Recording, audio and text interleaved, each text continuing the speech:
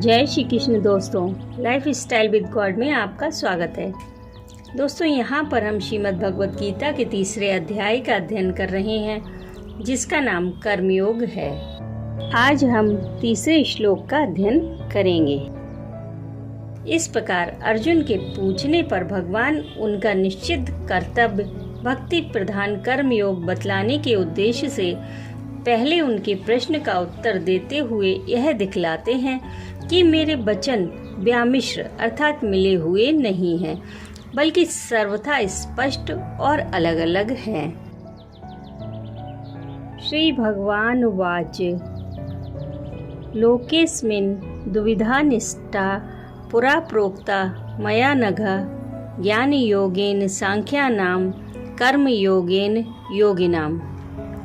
तीसरे अध्याय के तीसरे श्लोक में भगवान श्री कृष्ण अर्जुन से कहते हैं कि हे निष्पाप, इस लोक में दो प्रकार की निष्ठा मेरे द्वारा पहले कही गई है। उनमें से सांख्य योगियों की निष्ठा तो ज्ञान योग से और योगियों की निष्ठा कर्म योग से होती है। इस श्लोक में भगवान ने यह भाव दिखलाया है कि ज्ञान योग और कर्म योग इन दोनों साधनों में मनुष्यों का ही अधिकार है।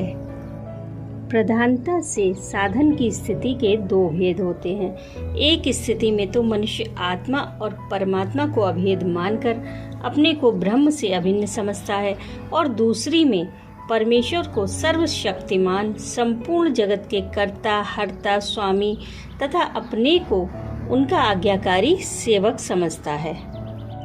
प्रकृति से उत्पन्न संपूर्ण गुण ही गुणों में बरत रहे हैं। मेरा इनसे कुछ भी संबंध नहीं है, ऐसा समझकर मन इंद्रिय और शरीर द्वारा होने वाली समस्त क्रियाओं में कर्तापन के अभिमान से रहित हो जाना, किसी भी क्रिया में या उसके फल में किंचन मात्र भी अहमता ममता आसक्ति और कामना का न रहना तथा सच्चिदानंद घन ब्रह्म से अपने को अभिन्न समझकर निरंतर परमात्मा के स्वरूप में स्थित हो जाना अर्थात ब्रह्म स्वरूप बन जाना, यह पहली निष्ठा है। इसका नाम ज्ञान निष्ठा है। इस स्थिति को प्राप्त हो जाने पर योगी हर्ष शोक और कामना से अतीत हो जाता है। उसकी सर्वत्र समदृष्टि हो जाती है। उस समय वह संपूर्ण जगत को आत्मा में स्वप्नवत कल्पित देखता है और आत्मा को संपूर्ण जगत में व्याप्त देखता है। इस निष्ठा या स्थिति का फल परमात्मा के स्वरूप का यथार्थ ज्ञान है। वर्ण आश्रम स्वभाव और परिस्थिति के अनुसार जिस मनुष्य के लिए जिन कर्मों का शास्त्र में विधान है, जिनका अनुष्ठान करना मनुष्य के लिए अवश्य कर्तव्य माना गया है, उन शास्त्र विहित स्वाभाविक कर्मों का न्याय पूर्वक अपना कर्तव्य समझकर अनुष्ठान करना, उन कर्मों में और उनके फल में ममता आसक्ति और कामना का सर्वथा त्याग करके प्रत्येक कर्म की सिद्धि और असिद्धि में तथा उसके फल में सदा ही सम रहना एवं इंद्रियों के भोगों में और कर्मों में आसक्त न होकर समस्त संकल्पों का त्याग करके योगारूढ़ हो जाना, यह कर्मयोग की निष्ठा है। तथा परमेश्वर को सर्वशक्तिमान सर्वाधार सर्वव्यापी सबके सुहृदय और सबके प्रेरक समझकर और अपने को सर्वथा उनके अधीन मानकर समस्त कर्म और उनका फल भगवान के समर्पण करना, उनकी आज्ञा और प्रेरणा के अनुसार उनकी पूजा समझकर जैसा भी करवावें वैसे ही समस्त कर्म करना और उन कर्मों में या उनके फल में किंचन मात्र भी ममता आसक्ति और कामना न रखना, भगवान के प्रत्येक विधान में सदा ही संतुष्ट रहना तथा निरंतर उनके नाम गुण प्रभाव और स्वरूप का चिंतन करते रहना, यह भक्ति प्रधान कर्मयोग की निष्ठा है। उपर्युक्त कर्म योग की स्थिति को प्राप्त हुए पुरुष में राग द्वेष और काम क्रोध आदि अवगुणों का सर्वथा अभाव होकर उसकी सब में ममता हो जाती है, क्योंकि वह सबके हृदय में अपने स्वामी को इससे देखता है और संपूर्ण जगत को भगवान का ही स्वरूप समझता है। इस स्थिति का फल भगवान को प्राप्त हो जाना है।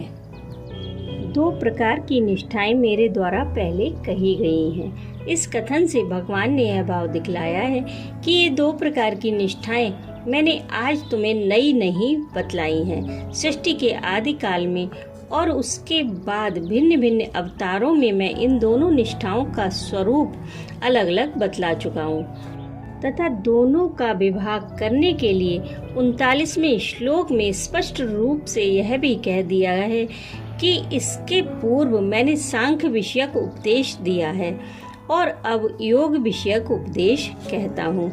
इसलिए मेरा कहना व्यामिश्र अर्थात मिला हुआ नहीं है। अनग संबोधन का क्या भाव है? जो पाप रहित हो उसे अनग कहते हैं। अर्जुन को अनग नाम से संबोधित करके भगवान ने यह भाव दिखलाया है, जो पाप युक्त या पाप परायण मनुष्य है वह तो इनमें से किसी भी निष्ठा को नहीं पा सकता, पर तुम पाप रहित हो अतः तुम इनको सहज ही प्राप्त कर सकते हो। सांख्य योगियों की निष्ठा ज्ञान योग से और योगियों की निष्ठा कर्म योग से होती है। इस कथन से भगवान ने यह भाव दिखलाया है कि उन दोनों प्रकार की निष्ठाओं से जो सांख्य योगियों की निष्ठा है वह तो ज्ञान योग का साधन करते करते देहाभिमान का सर्वथा नाश होने पर सिद्ध होती है, और जो कर्म योगियों की निष्ठा है वह कर्म योग का साधन करते करते कर्मों में और उनके फल में ममता, आसक्ति और कामना का अभाव होकर सिद्धि असिद्धि में समत्व रहने पर होती है। उपयुक्त इन दोनों निष्ठाओं के अधिकारी पूर्व संस्कार, श्रद्धा और रुचि के अनुसार अलग अलग होते हैं और ये दोनों निष्ठाएं स्वतंत्र हैं। अब प्रश्न यह है कि यदि कोई मनुष्य ज्ञान योग और कर्म योग दोनों का एक साथ संपादन करे तो उसकी कौन सी निष्ठा होती है? ये दोनों साधन परस्पर भिन्न हैं, अतः एक ही मनुष्य एक काल में दोनों साधन नहीं कर सकता, क्योंकि सांख्य योग के साधन में आत्मा और परमात्मा में अभेद समझकर परमात्मा के निर्गुण निराकार सच्चिदानंद घन का स्वरूप का चिंतन किया जाता है, और कर्मयोग में फलासक्ति के त्याग पूर्वक कर्म करते हुए भगवान को सर्वव्यापी, सर्वशक्तिमान और सर्वेश्वर समझकर उनके नाम, गुण, प्रभाव और स्वरूप का उपास्य उपासक भाव से चिंतन किया जाता है। इसलिए दोनों का अनुष्ठान एक साथ एक काल में एक ही मनुष्य के द्वारा नहीं किया जा सकता। राधे राधे।